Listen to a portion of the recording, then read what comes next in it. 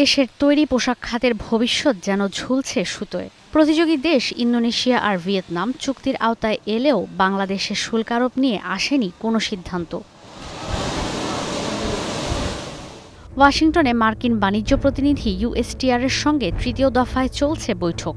বাণিজ্য উপদেষ্টার নেতৃত্বে আলোচনায় অংশ নেওয়া প্রতিনিধি দলের আশা কমবে বাড়তি শুল্ক।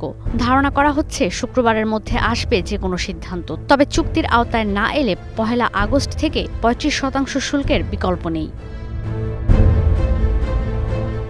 দেশে দেশে শুল্ক আরোপে ডোনাল্ড ট্রাম্পের মূল উদ্দেশ্য যুক্তরাষ্ট্রের বাণিজ্য ঘাটতি কমানো। এই ইস্যুতে বাংলাদেশ সরকারও বেশ কিছু উদ্যোগ নিয়েছে, যার মধ্যে রয়েছে ৭.৫ লাখ টন গম আমদানি, যুক্তরাষ্ট্রের বিমান নির্মাতা প্রতিষ্ঠান বোয়িংয়ের ২৫টি বিমান কেনা এবং তরলীকৃত প্রাকৃতিক গ্যাস আমদানি বাড়ানো।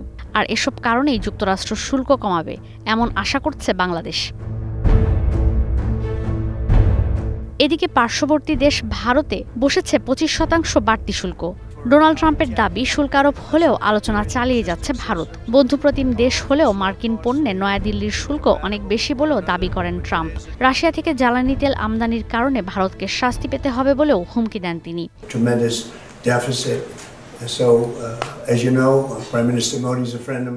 আমাদের বাণিজ্য ঘাটতি অসাধারণ অবস্থায় গেছে।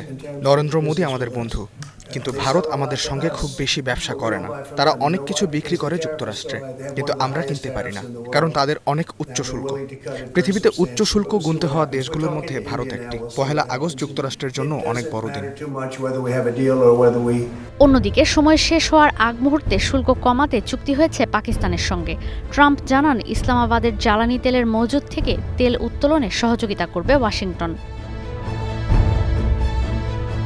এছাড়া থাইল্যান্ড আর কম্বোডিয়াও শুল্ক চুক্তিতে এসেছে বলে জানিয়েছেন মার্কিন বাণিজ্যমন্ত্রী হোয়ার্ড লুটনিক। শেষ সময়ে চুক্তি হয়েছে দক্ষিণ কোরিয়ার সঙ্গেও।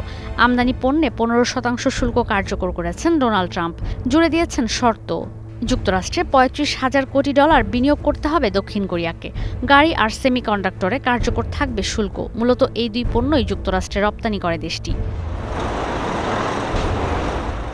এদিকে শুধু বাংলাদেশ নয়, উল্লেখযোগ্য বাণিজ্যিক অংশীদার দেশ কানাডা, মেক্সিকো, এমনকি চীনের সঙ্গেও এখনও কোনো চুক্তি হয়নি যুক্তরাষ্ট্রের। ডোনাল্ড ট্রাম্প সাফ বলে দিয়েছেন ১ আগস্টের পর আর বাড়ানো হবে না শুল্ক আরোপ স্থগিতের সময়সীমা, যে কারণে শেষ সময় মরিয়া হয়ে উঠেছে সব দেশ।